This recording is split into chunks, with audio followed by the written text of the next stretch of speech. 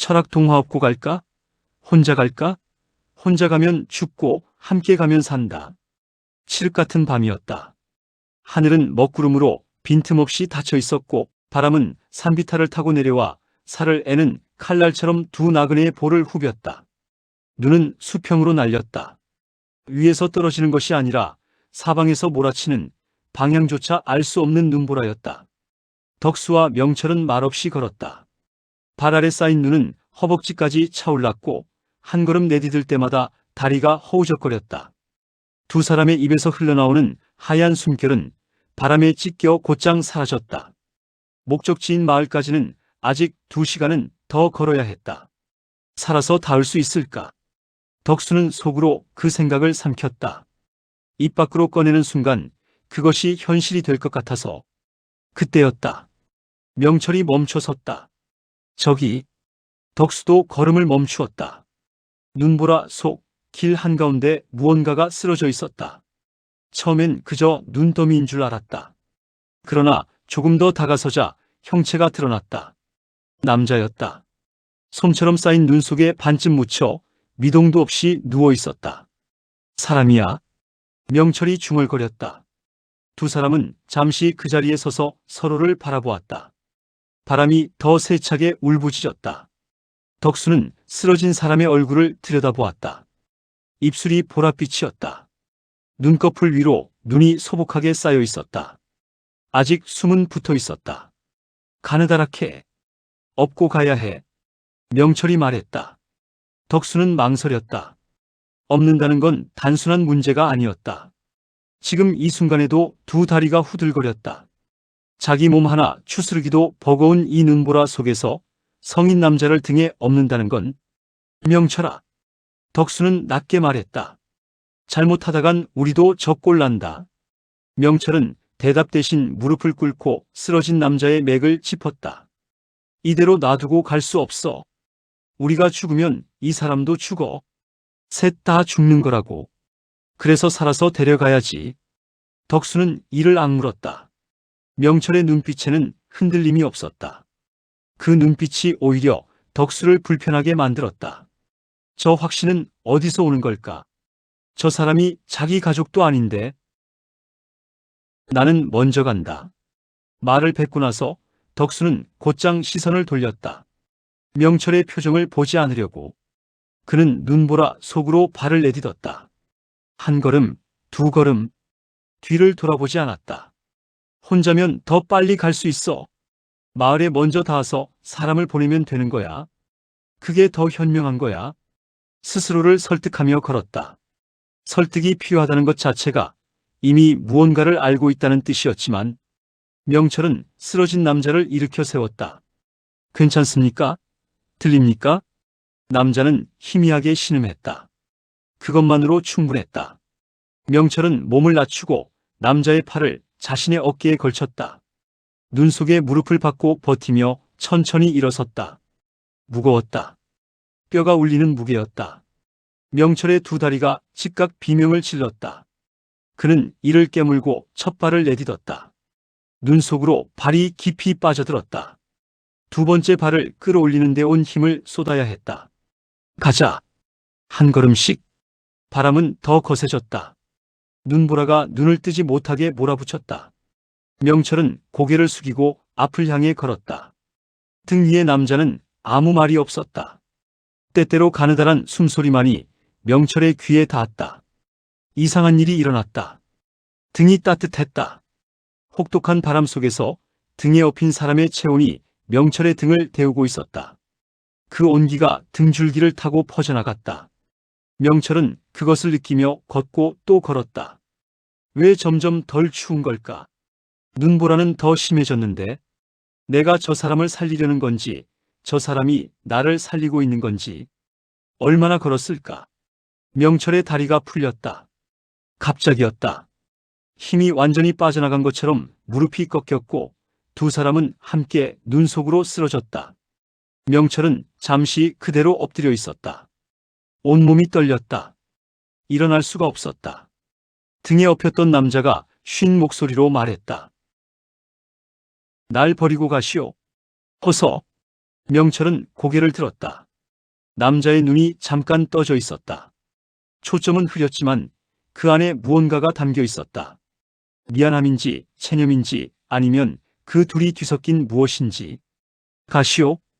당신까지 죽을 필요 없소. 명철은 아무 말도 하지 않았다. 잠시 후 그는 천천히 몸을 일으켰다. 남자를 눈 위에 눕혀두고 걸음을 뗐다. 한 발, 두 발, 세 발. 멈췄다. 등이 다시 차가워지고 있었다. 방금 전까지 등에 느껴지던 그 온기가, 그 숨결이 사라지고 나자 온 세상이 한꺼번에 얼어붙는 것 같았다. 바람이 등을 후벼 팠다. 가슴이 무거워졌다. 발이 무거워졌다. 돌아갈까, 그냥 갈까. 그는 눈을 질끈 감았다. 그리고 돌아섰다. 아직 안 갔소? 남자가 눈을 떴다. 명철이 다시 무릎을 꿇고 앉아 있었다. 못 가겠더라고요. 명철은 그 말 한마디만 했다. 설명도 변명도 없었다. 남자를 다시 등에 업고 천천히 일어섰다. 이번엔 더 무거웠다. 다리는 이미 한계를 넘었다. 그러나 이상하게도 발은 앞으로 나아갔다. 한 걸음, 또 한 걸음. 눈보라가 두 사람의 얼굴을 사정없이 때렸지만 명철은 고개를 들었다. 눈을 뜨고 앞을 보며 걸었다. 등에서 온기가 다시 흘러들었다. 둘의 체온이 뒤섞였다. 하나의 온기가 되었다. 바람은 여전히 거셌지만 그 온기만큼은 바람이 빼앗지 못했다. 남자가 명철의 귀에 대고 낮게 말했다. 고맙소. 명철은 대답하지 않았다. 그저 걸었다. 불빛이 보였다. 희미하게 눈보라 너머로 마을의 등불이 깜빡이고 있었다. 명철은 그것을 보는 순간 눈물이 날 것 같았다. 울 기력도 없었지만 마을 어귀에 거의 다다랐을 때였다. 발이 무언가에 걸렸다. 명철은 멈추었다. 눈 속에 무언가가 쓰러져 있었다. 짙은 어둠 속에서도 그 실루엣이 낯설지 않았다. 덕수였다. 눈 속에 얼굴을 묻고 쓰러진 덕수. 명철은 그 자리에서 한동안 움직이지 못했다. 천천히 무릎을 꿇고 덕수의 어깨를 흔들었다. 아무 반응이 없었다. 손을 뻗어 목에 손가락을 얹었다. 차가웠다. 돌처럼, 눈처럼, 이미 오래전에 꺼져버린 것처럼. 명철은 그 손을 거두지 못했다. 한참 동안 덕수의 목 위에 손을 얹은 채 그대로 있었다. 눈보라가 두 사람의 어깨 위로 소복하게 쌓였다. 혼자 더 빨리 가려 했던 사람. 아무것도 나눠주지 않아서 아무것도 받지 못한 사람. 등에 업힌 남자가 낮게 물었다. 아는 사람이요? 명철은 대답하지 못했다. 목이 막혔다. 가슴속에서 무언가가 뜨겁게 차올랐는데 그게 슬픔인지 후회인지 아니면 그저 눈물인지 알 수가 없었다. 덕수는 틀리지 않았다. 추운 밤, 낯선 일을 업고 가는 것이 두려웠을 것이다. 살고 싶었을 것이다. 먼저 가면 더 빨리 살 수 있을 거라 믿었을 것이다. 그러나 혼자 맞선 눈보라는 덕수가 생각한 것보다 훨씬 가혹했다. 빼앗아갈 체온이 없었고 함께 버텨줄 온기가 없었고 이 눈 속에서 자신을 붙들어줄 손이 없었다. 덕수는 아마 걸으면서 알았을 것이다. 점점 느려지는 발걸음 속에서 쓰러지는 의식의 끝자락에서 아, 더 추워지는 게 아니었구나. 혼자였던 거구나. 명철은 덕수의 눈 위로 소복하게 쌓인 눈을 손으로 천천히 쓸어냈다. 마치 잠든 사람을 깨우지 않으려는 것처럼 조심스럽게. 미안해, 덕수야. 무슨 말을 해야 할지 몰라서 그 말밖에 할 수 없었다. 먼저 잡아주지 못해서, 같이 가자고 붙들지 못해서, 혼자 가는 등 뒤에 대고 아무 말도 하지 못해서. 눈보라가 조금씩 잦아들고 있었다. 구름이 걷히며 하늘 한 귀퉁이에 별이 하나 떴다. 단 하나였지만 그것만으로 충분히 밝았다. 명철은 그 별빛 아래 오래 앉아 있었다. 등에서 남자의 심장 소리가 느껴졌다. 느리지만 고르게 살아있었다. 그리고 명철의 가슴 속에도 덕수가 끝내 홀로 껐던 그 온기를 대신하듯 무언가가 뜨겁게 타오르고 있었다. 명철은 눈을 감았다가 뜨며 천천히 자리에서 일어섰다. 마을의 불빛은 코앞이었다. 등 위에 남자가 살아있었다. 그것만이 지금 이 순간 명철이 걸어야 할 이유였다. 한 사람을 잃었다. 그러나 한 사람을 살렸다. 그리고 나도 살았다. 발을 내딛었다. 눈보라 속으로 불빛을 향해 봄이 왔다. 명철은 마을 뒷산 기슭에 올랐다. 눈이 녹은 자리마다 이름 모를 풀들이 돋아났다. 그해 겨울 내내 얼어있던 땅이 다시 숨을 쉬고 있었다. 덕수의 무덤은 조용했다. 명철은 그 앞에 오래 서 있었다. 할 말이 많았는데 막상 서면 아무 말도 나오지 않았다. 그냥 서 있는 것으로 충분한 것도 있다는 걸 이제는 알았다. 그날 밤 명철이 등에 업고 왔던 남자는 마을에서 몸을 추스른 뒤 봄이 되자 명철을 찾아왔다. 두 사람은 말없이 나란히 걸었다. 서로의 이름도 몰랐고 묻지도 않았다. 남자가 먼저 입을 열었다. 살다 보면 그때 생각이 날 것 같소? 어떤 생각이요? 눈보라가 칠 때 온기가 어디서 오는지. 명철은 먼 산을 바라보았다. 산자락 어딘가에 그날의 길이 아직 있을 것이었다. 눈은 다 녹았지만 그 길을 걸었던 발자국들은 땅속 어딘가에 남아있을 것이었다. 덕수의 것도 자신의 것도 등에 업힌 남자의 것도. 업고 갈까 혼자 갈까. 그 갈림길에서 사람은 자신이 누구인지를 고른다. 덕수가 틀린 것이 아니었다. 다만 그날 밤 덕수는 추위가 혼자를 더 빨리 죽인다는 것을 미처 알지 못했을 뿐이었다.